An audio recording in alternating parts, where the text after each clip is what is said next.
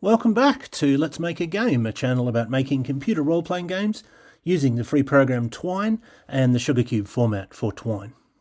In this video, I would like to talk about a mistake that I made in actually several previous videos, which a viewer has very kindly corrected for me. So thank you to Reddit user HiEv, H-I-E-V, who left a comment pointing out that I'd made a mistake which I hadn't noticed.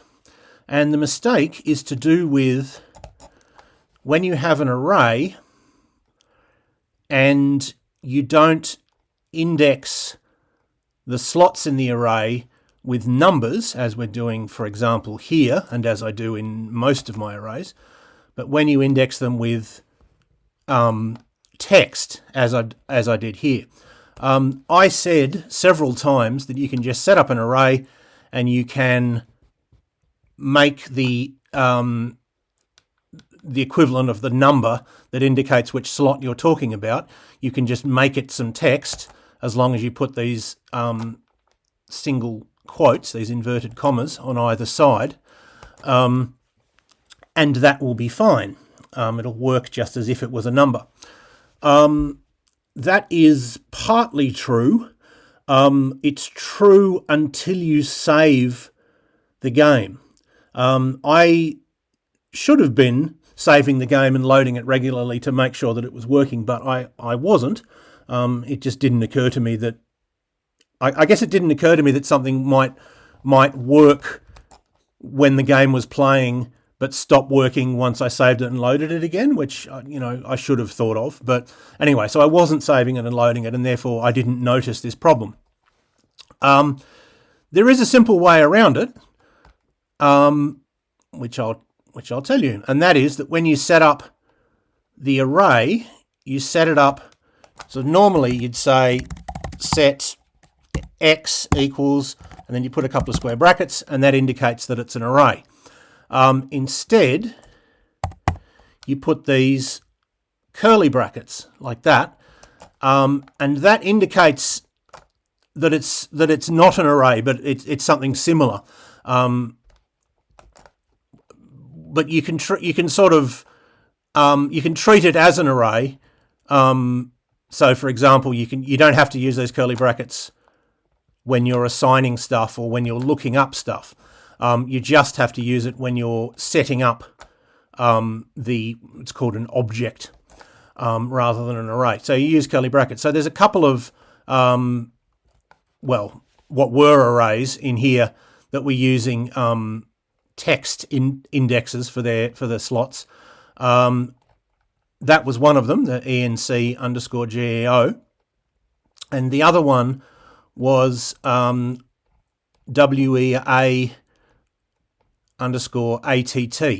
So as you can see, again, I've changed it to curly brackets when it's set up, but then these ones you can leave as they are. So if you have the old version, so what happens if you don't do that? What happens if I'd kept it like that? Is that it would work fine when you were running the game, but then if you saved the game and reloaded the game, it would get rid of all of these things that you'd added that weren't indicated by numbers but by text, and so you'd get an error very quickly because it would be trying to find the nature of a particular attack for the weapon that you had, and it of course wouldn't be able to find it because it doesn't, for some reason.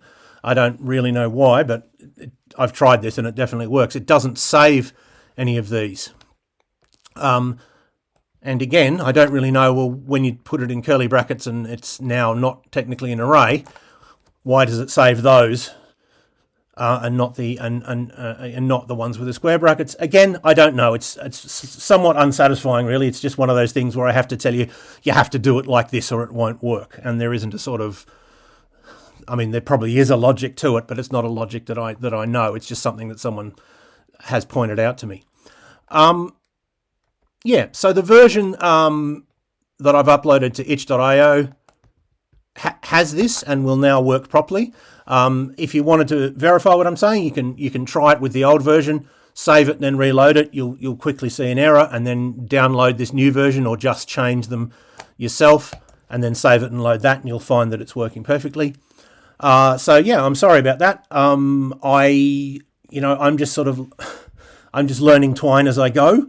I hadn't been using Twine for years and years before I started this series. I have more or less learnt it. I knew a little bit about it, but I more or less have learnt it as I went along. And so occasionally that means that I find I get the wrong idea, or I omit something. I don't learn something that I should know, and then I have to have someone who knows more than me point it out. And then I have to do a retraction like this one. So yeah, once again, sorry. That's how you do it. I will leave it there. In future videos, I'll be going back to my main project of coding the combat system. The person who pointed this out, Hi Ev, they also pointed out a quicker way to swap two variables, or at least a more compact way to swap two variables. So I might do something about that in the future as well. But for now, I hope that was useful or interesting to at least some of you, and I hope you will tune in next time.